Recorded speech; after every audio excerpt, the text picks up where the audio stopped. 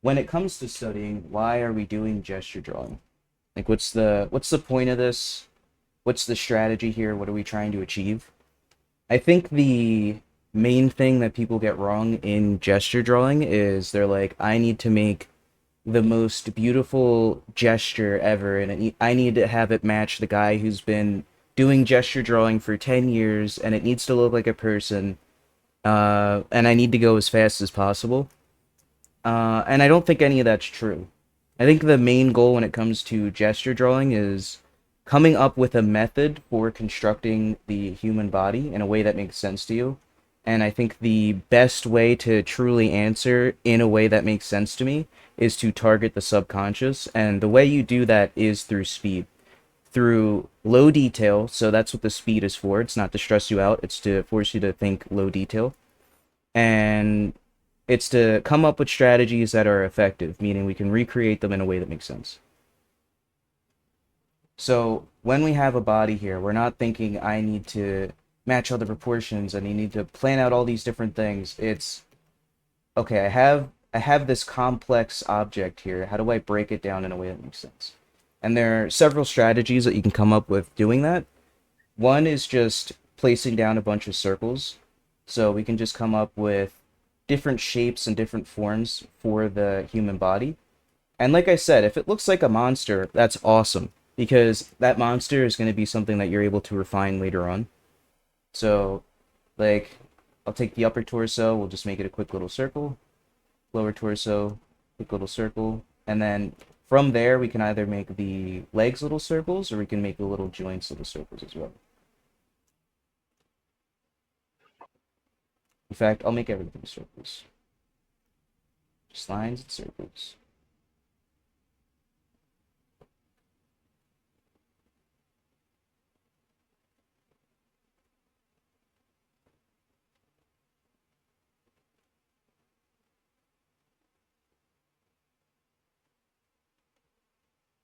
So yeah, if we were doing like 30-second gestures, boom, we have something that makes sense to us. I'm seeing the body as something that's way simpler than like rib cages and like flesh and all these abdomen muscles going on. And from here, I can go back and start attaching more detail if I have more time. I can start thinking about like where the hips are going, stuff like that. But main thing is just like a base level of construction. Another strategy is finding like a flow line. So I'm sure you've seen this in a lot of other people's work. They'll start with some sort of flow line like that when they're setting up their drawing, and then essentially just start attaching the same details. You can make sub flow lines. So I have an overall, and where can I find separate versions of this happening in the image? And you can see that as I'm doing this, we're getting these really tight like twists and turns that we're attaching to the figure. We're just trying to create more moments like that happening throughout the piece. And it might be more abstract for a lot of people's liking, but it also gets you to think about different twists and turns that you wouldn't normally consider when setting up the human body. In fact, we could just make all of this one big little twist over here. And then again from here, if you want to go back, make your little forms and shapes that feel more comfortable to you, go for it. And then another strategy is, I'm sure you've heard of it, it's just CSI lines. So if we're trying to think about flow and we're trying to capture the motion in the human body, what are ways that I can isolate the information that I'm looking at so that I'm only thinking about flow? And one method is CSI lines. It's pretty common if you've taken another like figure drawing course, but it's just S shapes, C shapes, and I shapes. Some people do CSL because we want to focus on curvature. So it's how do I make the body out of just those shapes? And from here, we can apply the previous methods. We can plan out little strategies, we can make little landmarks, we can get flow lines if we want. But once we have some sort of base and we want to start attaching limbs, now it's okay, where can I make a C happen here? Where can I make an S happen? Somewhere in here. And we're just trying to target a bunch of shapes like that. Where can I fit in like a little L? And as we go through, if we have more time, like in your 10-minute pieces, we can start looking at each little individual muscle or each little area as a shape that we can translate the body into. So this could all be like a C. Probably make that like a backwards C. And just go through at your own pace. Same strategy. Those are the basic methods. Twisted, do you have any other ones that you wanted to cover? Yeah, I would say don't forget it's also to you said I forgot the word, but I would say the movement and weight of the character in question, and now to see those indicators uh, where things rotate and also fold, for example. Mm. Yeah, and How it also stands. Yeah. where things are being stretched and where things are being Mm, pinched in or compressed. Usually, in form, wherever there's a stretch happening, there's a pinch happening on the opposite side. mm, Easiest place to see that is the midsection, probably the legs too, because there's a lot of intersections happening. But all these methods, like little stickman figures, just focusing on twist, looking for CSL or CSI lines. All of these are different methods to help you break down the form. So none of these are hard and fast rules. It's not like you have to do one or the other. These are suggestions for making things simpler for you. So if you're wondering like what's the main goal, it's just getting comfortable breaking down the entire human form, making the human form, and then coming up with a method that makes sense to us. When we're doing something more simple, like we're doing CSIs, we're turning things into circles and then connecting them, that can be merged with the sketchy stuff that we have. So when we have pieces like this, it's a lot easier if we're going through an entire body and we have like forms planned out to start attaching, like if this was a 10-minute one, like more detailed anatomy and start carving out where different moments in like the torso and the body are happening. So I think in the future, like I think traditional sketching would be the way to go when you're doing gesture drawing because it just makes it so much easier to find subshapes in the body. And with the work that I have in front of me, this is such a good example of that. So if ghost equals angry, really nice job on that.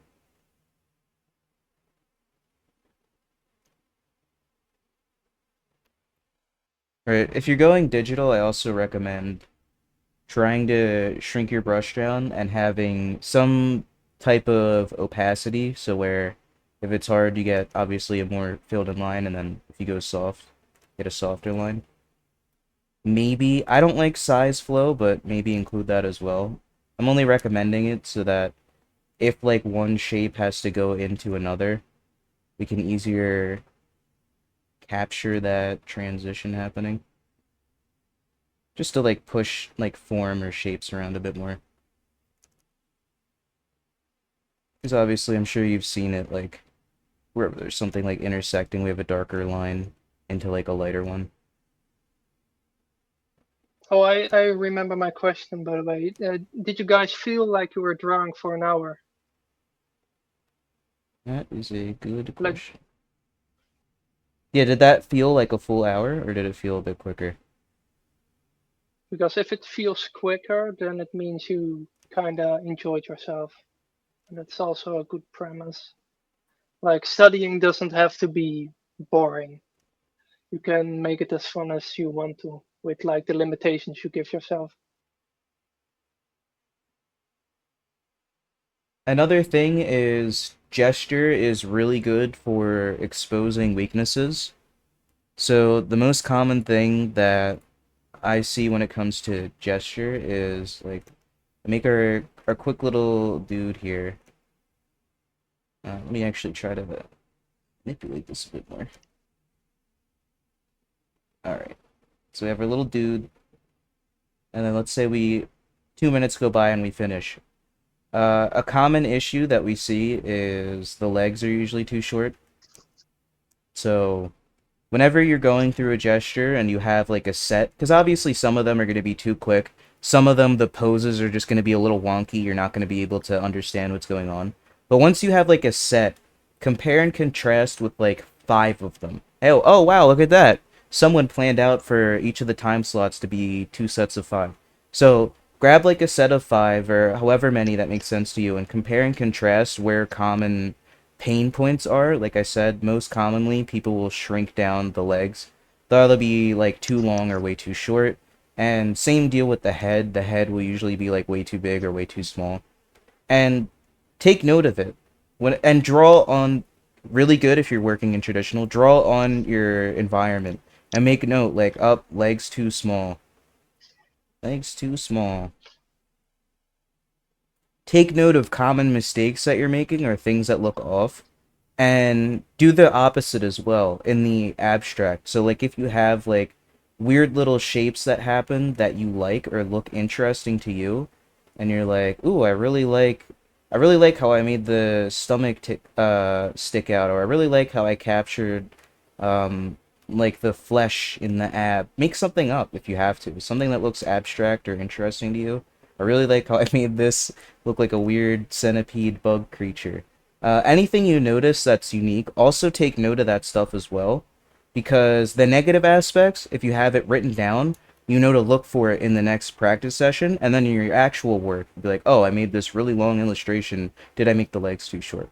And then when it comes to your actual work, again, and on the positive aspect, it's, last time I had like these cool little weird segmented like beetle shapes going on. Can I make like a weird beetle character, or can I make armor that's like bug inspired that can recapture some of the stuff I did in my gesture drawing?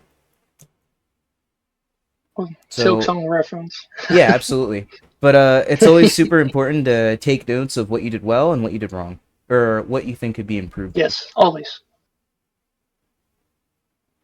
I've been doing gesture drawings every day for almost 2 weeks now. I treat it like eating my veggies. Yeah, well, I mean, even with your vegetables, you can always add a little butter and salt to the broccoli. Where's your one of yours again? Like we have a dude. Like when you're done, remember that whenever you're done studying, you're in creative mode, and you can do whatever you want with your gestures because it's yours. So like if you want to go back and be like, oh, this guy has a sword, I want to give him like some cool knight armor, and I want to give him like a chest piece, and you can treat it just like your gesture drawing again, and like use like big loose shapes that don't really make too much sense, and start like planning out like if I was making a cool knight, how do I like put down armor? Do I want this dude to have like a little bracer or like separate little pieces of armor? And you can actually go back and have fun with the references that you made. Like just because you ate your broccolis, just because you have to eat a bowl of broccoli, doesn't mean you can't add salt. Can't add salt, can't add butter, especially once you're done. Make something that looks a bit more interesting with it. Because the more fun you have with your gesture drawings, the more fun you have with that disciplined, hard learning that you have to do, the easier it's going to be to come up with more sessions to do. The more fun it's going to be, the less stressful it's going to be, and the more you're going to get out of that learning as well.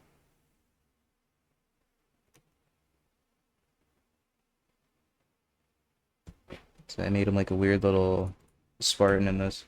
Yeah, I was seeing that in some of your other stuff. I saw you started early applying that. Making them like magical. It's a really good way to think about your more creative work that you want to do later. I think this was the example from Becky.